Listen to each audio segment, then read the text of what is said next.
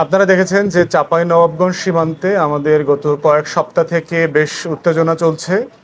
Particularly এই উত্তেজনাটা trigger করে হচ্ছে ভারতের পক্ষ থেকে যখন যে আন্তর্জাতিক সীমানা আছে, আপনারা জানেন যে দুই দুই অংশের সীমানার 150 এবং 150 মিটার দুই পাশে হচ্ছে আন্তর্জাতিক সীমানা। এখানে তার দেশের ভূখণ্ড হলেও পাশের প্রতিবেশী দেশের সাথে পরামর্শ করা ছাড়া, সম্মতি ছাড়া সে এখানে কোনো চাষবাস করতে পারবে না অথবা কোনো স্ট্রাকচার তুলতে পারবে না। সেখানে বাংলাদেশকে না জানিয়ে ভারত যেটা করেছে তার সীমান্তে স্ট্রাকচার ডেভেলপ করা তৈরি করেছে। তো যেটা বিজিবির পক্ষ থেকে আপনার প্রতিবাদ জানানো হয়েছে। আর দ্বিতীয়ত যেটা হয়েছে যে এই সীমান্তগুলোতে ঝামেলাটা হয় ফসল কাটাকাটি নিয়ে, অথবা আপনার যে ফল হয়েছে, ভেজিটেবল হয়েছে, শাকসবজি তোলা কাটা নিয়ে একটা প্রবলেম হয় প্রতি বছর।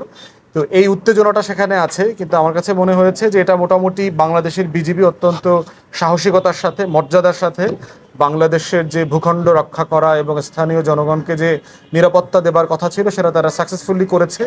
এবং এর পাশাপাশি যেটা হয়েছে যে স্থানীয় জনগণকে আমরা দেখেছি তারা তাদের সাধ্যমতো যতটুকু সম্ভব ছিল বাংলাদেশের স্বাধীনতা এবং সার্বভৌমত্বের পক্ষে দাঁড়ানো, সেটা তারা করেছে।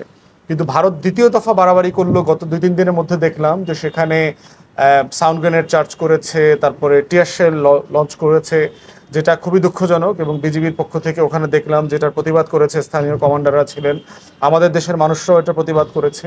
তো আমার মনে হয় যে এটা ভারত যেহেতু এই ঝামেলাটা শুরু করেছে, এটা তার দায়িত্ব যে 500-র উপর এলাকাতে, যেটা আওয়ামী লীগের আমলে তারা কাঁটাতারের বেড়া অথবা কাঠামো বিল্ড করা তৈরি করেছিল, শুরু করেছিল আন্তর্জাতিক আইন লঙ্ঘন করে, আওয়ামী লীগ যেটাকে অনুমতি দিয়েছে করতে, সেটা বন্ধ করা দরকার।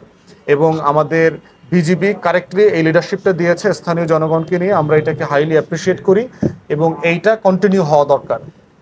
এটার সাথে আমাদের রিসেন্টলি দেখেছেন যে পিলখানায় একটা গণহত্যা তদন্ত করবার জন্য কমিশন হয়েছে। এই কমিশন কোনোভাবে এই ঘটনার সাথে জড়িত কিনা এই ব্যাপারে কিছু আলাপ আসছে। আমি মনে করি যে না, এটা জড়িত না, বরং এটাকে বলা যেতে পারে যে ভারতের পররাষ্ট্র সচিব গত কয়েকদিন আগে এসে ঘুরে গেছেন, তিনি গোপনে গিয়ে আমাদের সেনাপ্রধানের সাথে মিটিং করেছেন, সেই মিটিংয়ের সাথে এই আলোচনাটা ছিল। দুঃখজনক হচ্ছে যে আপনার এই পিলখানার গণহত্যা তদন্ত করবার জন্য যে কমিশন করেছে, এই কমিশনকে পার্টিকুলারলি নিষেধ করা হয়েছে যে তারা বিডিআর জওয়ানদেরকে নিয়ে যে মিথ্যা ভুয়া মামলা হয়েছে কয়েকটা, এই মামলায় যে হাজার হাজার বিডিআর জওয়ানকে গ্রেফতার করে রাখা হয়েছে, তাদের এই মামলার নথি তারা তলব করতে পারবে না। তারপরে এই যে ডিএডি তৌহিদ টাইপের কিছু লোক আছে, আপনারা দেখেছেন যারা তখন সাহারা খাতুন, তারপরে তাপস, এই যে আওয়ামী লীগের নেতাদের সাথে যে দফায় দফায় গোপন মিটিং করেছে, এই মিটিংয়ের ভিত্তিতে তারা কি সাক্ষ্য প্রমাণ দিয়েছে, তারপরে জবানবন্দি যেটা দিয়েছে সেটার ব্যাপারে কোনো ডকুমেন্ট তারা বিবেচনায় নিতে পারবে না এবং খতিয়ে দেখতে পারবে না। আমরা বোধ করছি এই যে গণহত্যার তদন্ত কমিশন যদি এই কাজটা করতে না পারে, তারা আসলে সিরিয়াসলি কোনো সাক্ষ্য প্রমাণ খুঁজে পাবে না। কারণ আসলে দুই পক্ষ কি বলেছে, কোর্টে কি বলেছে, মিথ্যা মামলাগুলো কি হয়েছে। এবং এর পাশাপাশি দেখেন বিডিআর জওয়ানের হাজার হাজার জওয়ানরা কিন্তু যারা পদচ্যুত, চাকরিচ্যুত, সুযোগ সুবিধাচ্যুত, তারা কিন্তু শাহবাগ থেকে শুরু করে শহীদ মিনারে লম্বা আন্দোলন করেছেন। এই আন্দোলনের জায়গাটা হচ্ছে তাদের বিরুদ্ধে যে জুলুম করা হয়েছে এটা তারা প্রতিকার চেয়েছেন।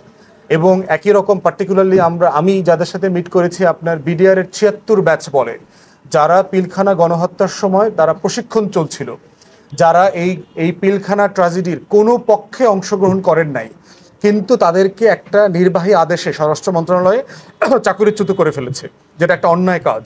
অথবা আমরা বোধ করছি যে বিডিআর রিলেটেড যত বিষয় আছে যেগুলো ডিসপিউটেড, অধিকার লঙ্ঘন হয়েছে, জুলুম হয়েছে, তার প্রত্যেকটা জিনিস এই কমিশনকে খতিয়ে দেখার এখতিয়ার দেওয়া হোক। পিলখানা ফোকাস থাকতে হবে, কিন্তু পিলখানাকে রিলেট করে অন্যান্য যে ঘটনাগুলো ঘটেছে, এই যে হাজার হাজার জওয়ানের জীবন শেষ হয়ে গেছে, যারা বিনা বিচারে জেল খাটছে, মিথ্যা মামলায় জেল খাটছে, ভুয়া মামলা হয়েছে, অত্যাচার নির্যাতন করেছে, কয়েক ডজন জওয়ানকে পিটিয়ে হত্যা করা হয়েছে, লাশের পর লাশ বের হয়েছে আপনার জেলখানা থেকে, এগুলো তো খতিয়ে দেখার এখতিয়ার দিতে হবে। এবং এই যে 76 ব্যাচের প্রতি যে জুলুম করা হয়েছে, এগুলো আমরা মনে করি যদি এটা করা হয় তাহলে আলটিমেটলি যে কারণে আমাদের দেশের একটা গুরুত্বপূর্ণ অংশ, আওয়ামী লীগের অংশ এবং ভারত মিলে এটা তদন্ত করতে দিতে চাচ্ছিল না, তারা সফল হবে। তাই আমরা বোধ করছি গণ অভ্যুত্থানের স্পিরিট হচ্ছে যে এই এখতিয়ারগুলো তাদেরকে দিতে হবে, এগুলো দেওয়ার মধ্য দিয়েই হচ্ছে গণ অভ্যুত্থানের স্পিরিট থাকবে এবং এটাকে আমাদেরকে রক্ষা করতে হবে।